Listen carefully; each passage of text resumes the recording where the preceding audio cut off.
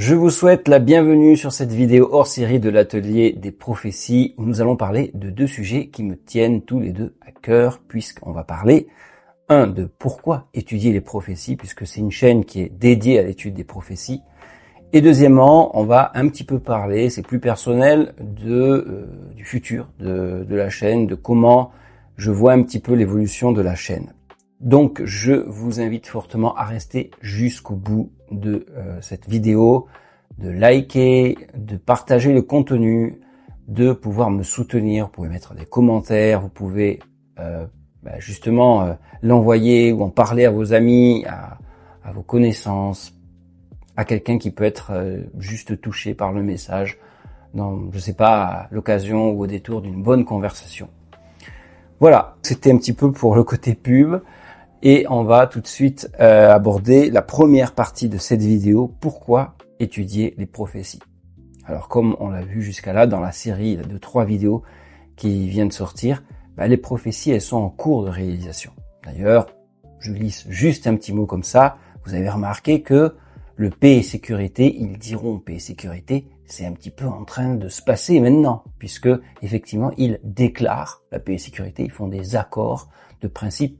Et bien sûr, c'est une paix et sécurité illusoire. On sait très bien que ce qui va arriver après, c'est la ruine soudaine. Donc, pas du tout la paix, pas du tout la sécurité.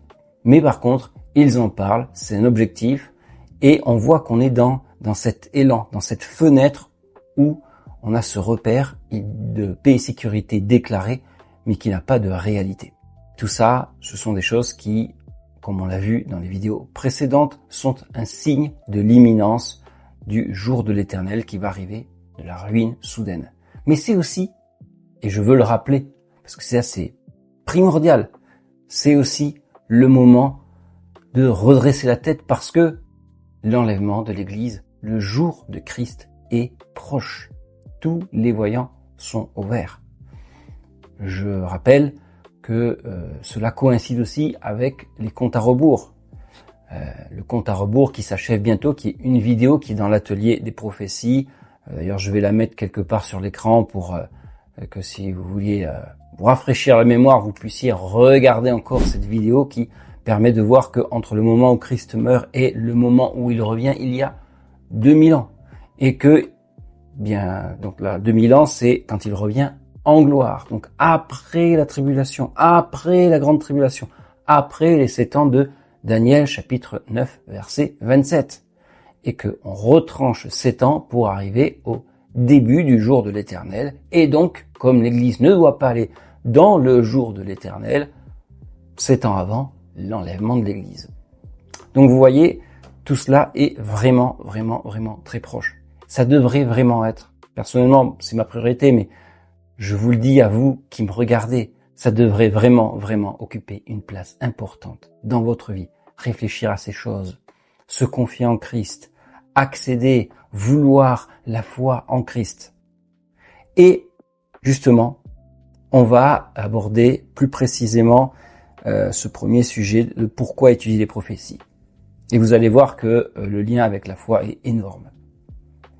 Déjà, les prophéties, on le voit en 1 Pierre chapitre 1 verset 3, en Tite chapitre 2 verset 13, c'est une espérance certaine.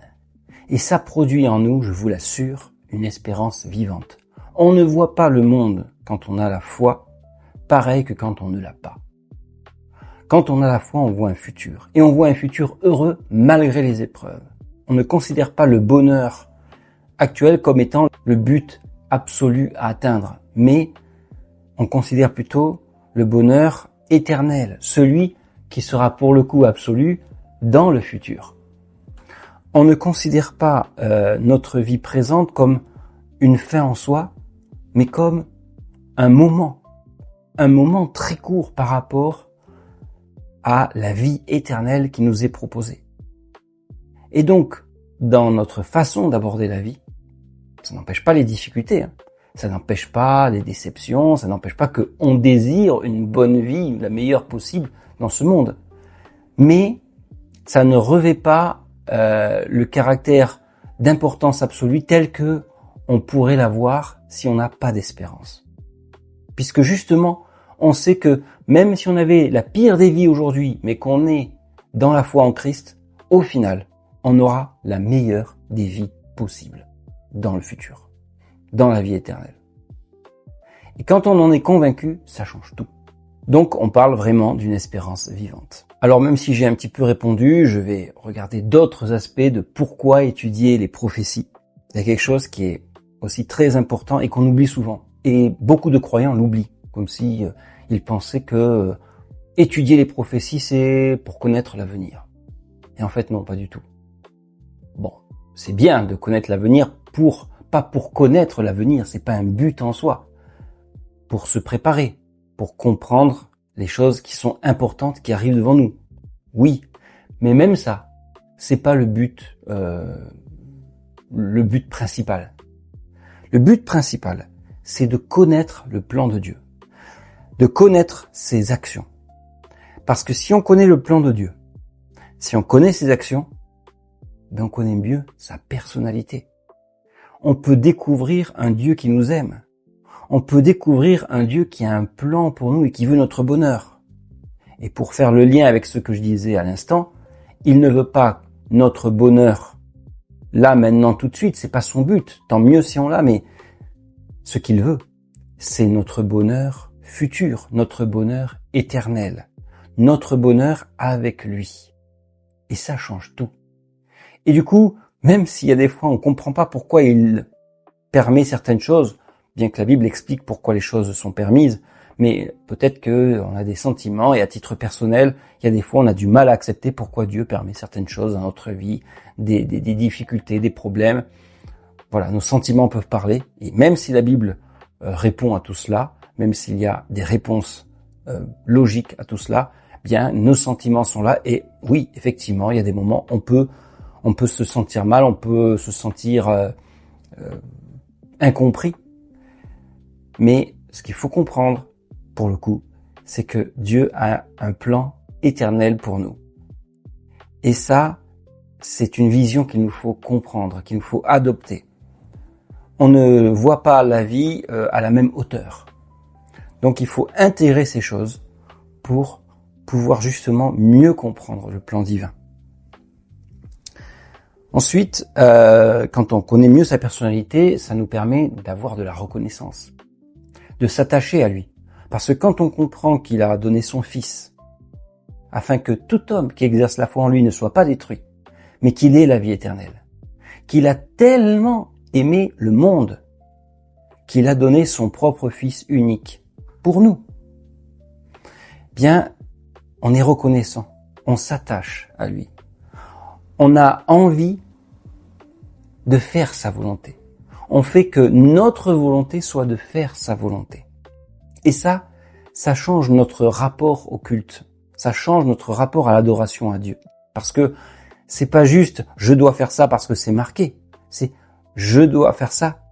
Ou plutôt je veux faire ça parce que j'ai envie de faire plaisir à mon Père céleste.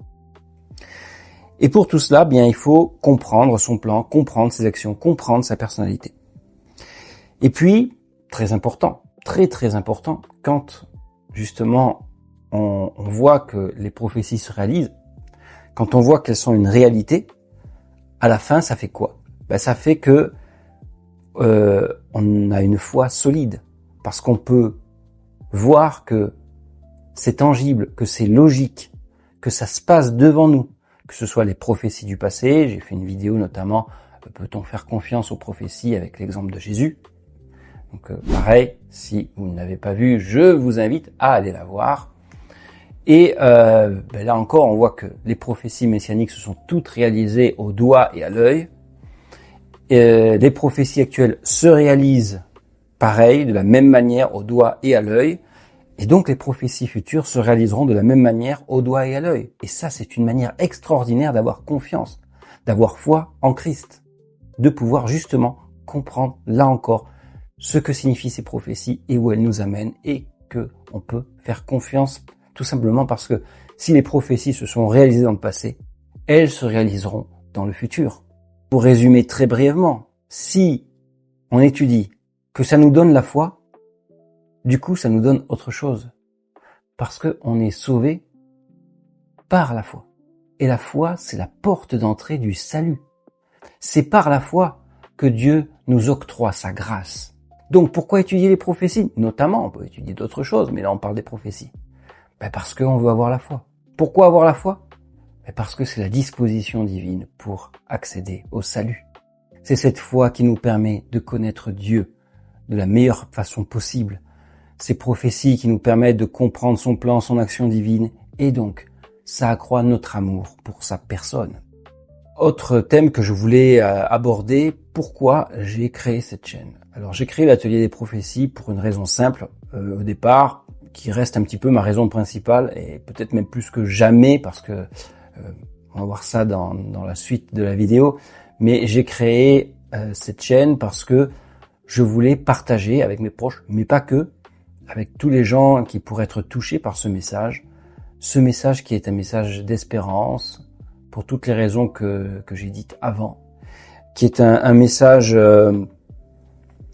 qui nous dépasse, qui est un message qui peut animer notre vie. Et j'ai voulu faire cette chaîne la plus pédagogique possible. C'est pour ça que je prends du temps pour le montage, je prends les textes, parce que vraiment j'ai voulu faire une chaîne où je me contente pas d'expliquer rapidement, sans preuve, sans faire les liens entre les textes.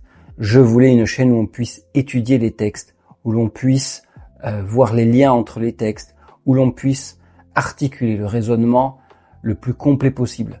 Mais aussi une chaîne où les vidéos seraient assez concises pour que les gens ne se perdent pas dans un tas de choses où ils doivent suivre une vidéo pendant 1h30 pour avoir une réponse. Donc j'essaye d'allier en même temps la profondeur, en même temps la pédagogie et en même temps que ce ne soit pas trop long. Le côté pédagogique de cette chaîne aussi permet une chose, c'est que on puisse, parce que j'affiche les textes bibliques, on puisse vérifier les choses. Et c'est vraiment une chose que je vais encore répéter. Ne vous contentez pas de regarder une vidéo, vous pouvez la regarder 1 fois, 2 fois, 3 fois, parce qu'il y a franchement des sujets tellement importants que oui, on peut prendre le temps de décortiquer une vidéo, on peut prendre le temps d'aller dans la Bible, vérifier ces choses-là, on peut prendre le temps même d'approfondir personnellement chaque sujet. Quand on parle du jour de Christ, de l'enlèvement de l'Église, franchement, ça vaut le coup de se renseigner au-delà de la vidéo. Et si on le fait, ça va encore faire quelque chose pour notre foi, ça va ancrer notre foi. Ça va l'ancrer profondément, selon ce que dit notamment Actes chapitre 17, verset 11 et 2 Timothée chapitre 3, versets 16 et 17. Je vous laisse prendre les textes pour cette fois.